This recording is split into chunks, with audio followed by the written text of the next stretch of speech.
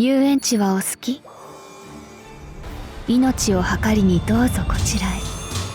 道化の王を見つけられて。ああ、朝まで残ればあなたの勝ちだったんだよね。Welcome back, nerds. Fino here with a guide for Kuonji Alice. She's a limited 5-star caster introduced in the MAHOYO event, and she's got some very unusual tools at her disposal, on top of a solid foundation. But in a year of juggernauts, does Alice have what it takes to keep pace? Let's find out. On a basic level, Alice is an AoE quick attacker, and she has two skills that primarily exist to enable her functionality as such. Diddle Diddle is a package of arts, quick and NP gain buffs, with a 50% battery at level 10. Tam's Troll increases her attack and defense for 3 turns, and it also has an additional effect to add to those buffs when you're fighting on forest, city, or darkness terrain. All 3 of those have terrain setters, but it's not really worth running Alice with them. You lose more in team clunkiness than you gain in those small additional buffs. That said, it is worth noting whether this effect procs or not in challenge quests, because Alice does have an alternative game plan, and that bonus defense can actually be quite a boon. With these skills in hand, we can turn our attention to Alice's Noble Phantasm. Depending on which ascension she's in, it's either Flat Snark or Wander Snatch. On paper, they have the same effect. Firstly, they're super effective damage against human attribute enemies, scaling with overcharge. Then there's a fixed magnitude power mod against the human trait that bleeds onto her regular cards. Unfortunately, the human trait tends to be something that pops up on low threat enemies, so it's not all too relevant. On top of these effects, Alice gets Sure It for a turn and applies 2 debuffs to all enemies. 3 turns of crit chance down, and a single instance of terror. This is a delayed stun with a 60% chance to proc once over the course of 3 turns. Now there actually is some nuance as to whether you use Flat Snark or Wander Snatch, but it's one that's not inherent to the NP itself. Instead, Alice's alignment changes based on her ascension. In her first and second forms, it's human. In her third ascension, it's earth. This matters because there's an attribute triangle in the game. Normally you ignore it because things like NP levels and skill sets have a much bigger effect on damage than the 10% swing from an advantageous attribute. But for characters with multiple attributes, it is a relevant consideration. The Earth attribute gains damage against and resists the human attribute. Because this lines up with her Noble Phantasm's anti-buff, you should always set Alice to her third ascension whenever it's relevant, meaning Wander Snatch is effectively better in niche. From an efficiency standpoint, the only time you should specifically set Alice to her other ascensions is if you're fighting a Heaven attribute enemy and leaning on Alice as a generic attacker. If you're feeling lazy, you can set Alice to Ascension 3 and leave her there. In fact, she naturally stays there unless you manually set it to something else. Only downside is you have to listen to her schizo out 24/7. アリスさん、それやばいっす。うるさい、騒がないで。何これ、汚い。小さい、邪魔。ええ。だから。踏み潰してしまいなさい。私はあなた。あなたは誰？ A small price to pay for power. Another thing that changes with Alice's ascension is her alignment. She goes from chaotic good in her first and second ascensions to chaotic evil in her third. The latter doubles her synergy with Ashia Doman, if you're keen to go that route. You can also tactically change her ascension to dodge enemy anti-buffs, though that might not be necessary. Thanks to Lost Robin Rondo, Alice has a special form of protection where she has Robin die in her place. When she uses this skill, she puts up a substitute. And she doesn't even pay any health, meaning she can free up her item slot for Life Orb, or as we call it in this game, Black Grail. Unlike a Pokemon sub, Robin will always drop after a single hit. But for that one hit, Alice has a special anti-enforcement defense that can't be purged or prevented via buff block. While it only lasts for 2 turns if left undisturbed, Lost Robin Rondo has a remarkably short 2-turn cooldown at level 10. It also gives Alice 20% charge at that level, so it can help you loop if you find yourself falling slightly short. Because the cooldown is so short, you can combo this skill with a Pen 5, which we're getting relatively soon. This shaves a turn off each of your cooldowns once per fight, so you can use Lost Robin Rondo on 2 consecutive turns. I'd even take this over a Pen 2, just because Alice actually runs with the 2 Scotties anyway. By the time Summer Tiamat comes out, you'll have the option of switching a pen levels around, letting you adapt on the fly. But power like this comes at a price, and with Lost Robin Rondo, its limitation is that it runs off a finite number of charges. You cannot, in fact, kill Robin every 2 turns in perpetuity. You can only do that 13 times. After that, Alice's third skill becomes a fancy paperweight, like Hyde's Noble Phantasm. Luckily for most content, you won't ever need to go through 13 Robins. Now a good, proper citizen probably wouldn't do this, but there actually is a way to kill Robin forever. When you revive, whether through command spells or Saint Quartz, you actually get all of your Robin stacks back. So if you've got cash to spare, you can actually trap Robin in an endless death. But we're not done with it just yet. Lost Robin Rondo has a fascinating relationship with Alice's Bonsee, who killed Cock Robin. While Alice is behind a substitute, this makes her debuff immune.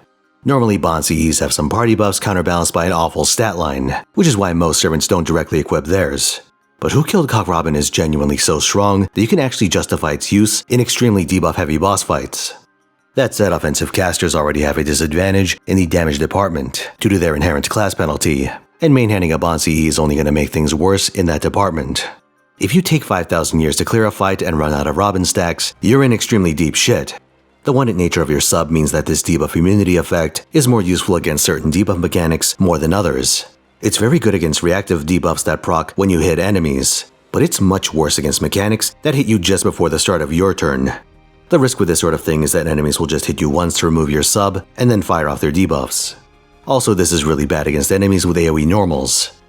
Still, it's worth keeping in your toolkit, though I'll remind you that rushing Bond 10 is extremely punishing on your Apple reserves if you do it in one go, so I'd plan ahead and work her into your daily teams whenever you can.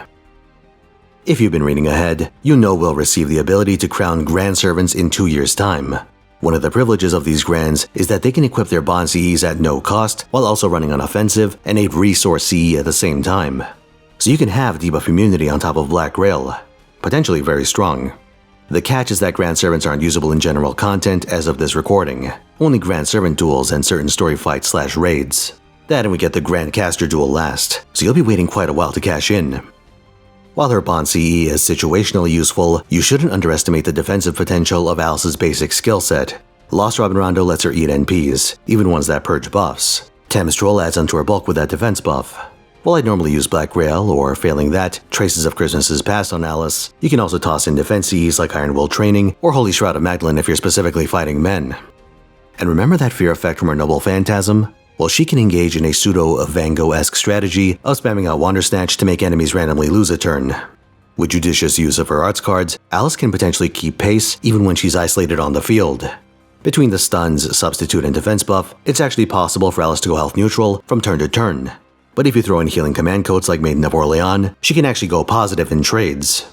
Unlike Van Gogh though, Alice has few synergies with other attackers, let alone another copy of herself, so there's no real benefit to doing a double Alice system.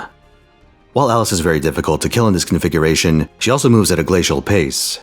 You'd want some supports or rocket fuel, but the two Scotties are very clumsy partners for defensive teams, leaving you at Caster Scotty's mercy to keep everyone except Alice alive. While you could start the fight with them and jettison them like you're blasting off into space, there is another option coming down the road. Summer Tiamat has spread charge and a defensive Noble Phantasm, so even with 1 or 2 Summer Tiamats, it's actually possible for Alice to maintain a full frontline over the course of a long fight. Though your healing may become an issue if a single Tiamat gets it often enough, but you can lean on Alice's stun to reduce their burden. What's doubly nice on this front is that Tiamat buffs both arts and quick, which is a combo that Alice wants anyway, so you actually get some nice value on her arts cards while fishing for consecutive NPs. Among Alice's passives are 2 standouts. Folklore Defense gives Alice a small but continuous amount of damage reduction. Nothing special for normal attacks, but her version extends onto ailment debuffs, Poison, Curse, and Burn. The damage of each instance of these is reduced by 400. For gimmick fights where enemies shit out a lot of little ailments, this can actually save Alice a lot of health. Just ballparking it, I want to say that 500 is the default amount for enemy damage over time effects. Potentially pretty valuable, especially if you're using Alice for a grind game. The other interesting passive is Yumina. It gives Alice 5 stacks of a special Guts that only triggers when she dies from instant death or Chengong insurance fraud. Each time this happens, she bounces back with 2k health. It's a niche thing, but you will occasionally run into random insta-kill bullshit, and this lets you save a trip back to the title screen. Unfortunately, the most notable and recurring fight where you have guaranteed enemy insta-kill is the Grand Assassin duel, but due to Grand Duel monotype restrictions, you can't take Alice into that. What a shame. Alice is a great servant in her own right. Defensively strong, a functional farmer, the one not terribly well suited for multicore, and someone that can potentially deal with challenge quest gimmicks. She wears a lot of hats, and if you're at the starting line and need someone who can do all that, she's not a bad pickup, though you will want at least NP 2. I can tell you from experience that running her at NP 1 is kinda slow and miserable. That and you want at least one of her appends, which means getting her to Bond 6, unless you have multiple copies. so doubling down saves you a lot of misery if you want to commit to her. But as good as she is, I still think there are higher priority servants this year, both for old and new players. The combination of CL and Space Ereshkigal alone would be enough to put most players in the poorhouse, so it's hard to find room in the budget for side adventures, if you're hell-bent on being optimal. Alice is very much a choose-your-own-adventure servant. If you really like her, you can get quite far on the strength of her skill set. She might not be optimal in a grand sweeping sense, but depending on how you've built your account, you don't necessarily need the most high-end, cutting-edge solution for a given situation. Unlike a lot of other gacha games, FGO has mechanics to let you bring your favorite characters into endgame situations. Usually. Some older servants are basic or deficient to the point where they can't really operate even with the extra stats. But your modern 5-star attackers are good enough where you shouldn't feel bad about taking the road less traveled. But there is another way of looking at it. Getting Alice now is a bit like playing the stock market. Her mechanics are strong enough to where, if any number of things change in the game, she can go over the edge and become overpowered. The big one is if Grand Servant buffs ever become usable in general content. That hasn't happened yet, as of this recording, but you never know. Another thing that could happen is us getting another major quick support, like a true quick Astoria for example. Someone that can layer multiple hit-based protection effects on top of Alice's substitute without requiring you to run the actual Castoria. Imagine a quick Immortal team, where you run like Alice or Van Gogh, even though she's technically Arts, Summer Tiamat or Flora, and then this mythical Quick Storia. This mysterious Caster X. But I suppose that's a pipe dream for the moment. Thanks for watching, lads. Like if you found this video helpful, subscribe for more event and servant guides, and come watch my twitch.tv/Finotaisen where I stream every weekend, 3 PM Pacific time, Friday through Sunday. This Sunday I'll be doing the MahoYo challenge quests, so stop by if you want to get in on that. Till next time.